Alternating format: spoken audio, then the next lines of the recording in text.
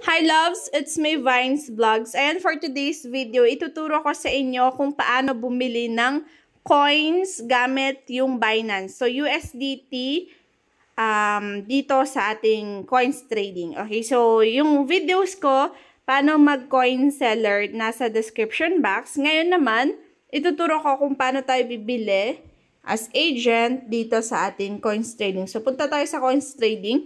Kasi medyo bago ngayon yung ano ni Popo, no? Click natin yung top up. So, merong ePay, Binance, tsaka USDT. Ang pipiliin natin is USDT, guys.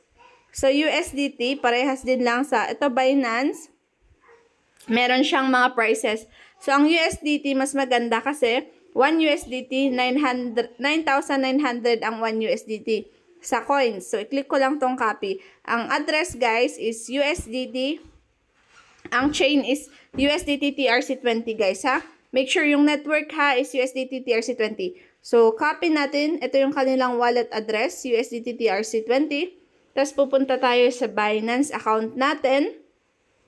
So, meron akong nakalagay sa spot or pwede rin sa funding. Pero, sige, dito na lang tayo sa spot. So, ito yung USDT ko sa spot. So, click natin yung ating USDT. I-click natin ang withdrawal.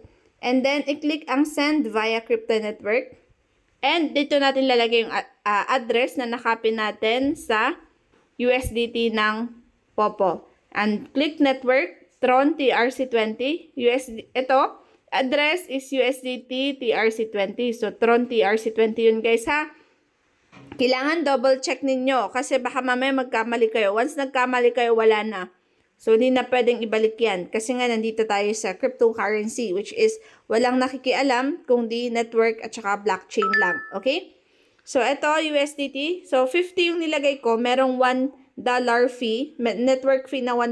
So, 49 yung darating sa akin. So, confirm ko lang siya.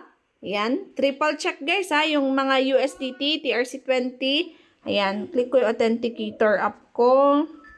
Wait lang. So, sa inyo guys, di ko sure. Baka, di ko sure if authenticator yung lalabas or ano. Baka verification from email. Kasi sa akin is authenticator tsaka email. So, nag-send sila ng code sa email ko. So, ganun siya kung paano mag-work, no? So, antayin lang natin sa email ko. Tingnan natin. So, wala pa. So, back ako. Yan, deposit, withdrawal ko yan. Wait lang, wala pang code na, i-ano lang natin yung signal ko. Withdrawal requested, so may confirmation. Copy ko lang yung aking verification code. Paste ko siya dito.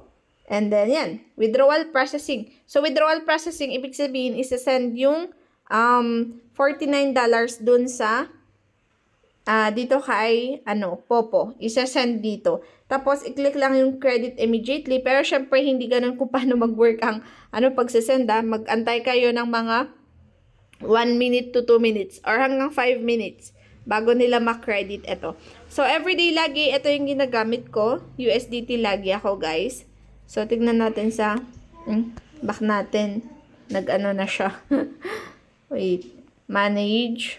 Then, coins trading, top up natin. Merong 258 dyan, no?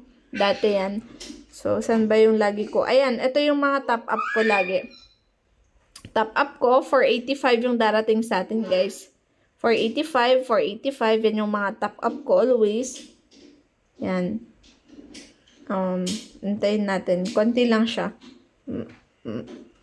USDT, deposit successful. So, hindi pa siya na-credit. Kasi, hindi pa nag-pop up yung withdrawal. Not found. So, yan. Ganyan na lang siya.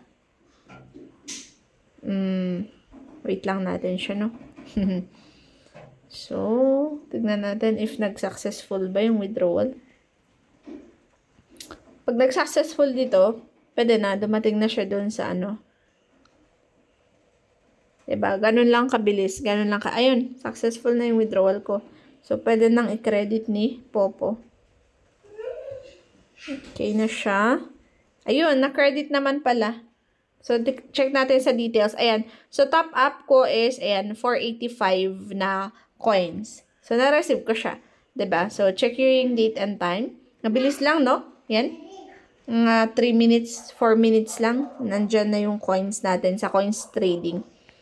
So, ganun. Kung paano bumili ng coins gamit ang USDT sa Binance. Okay? I hope clear yung ating video. Mag-comment kayo kung hindi nyo naintindihan at uulitin natin gumawa ng videos. So, thank you so much!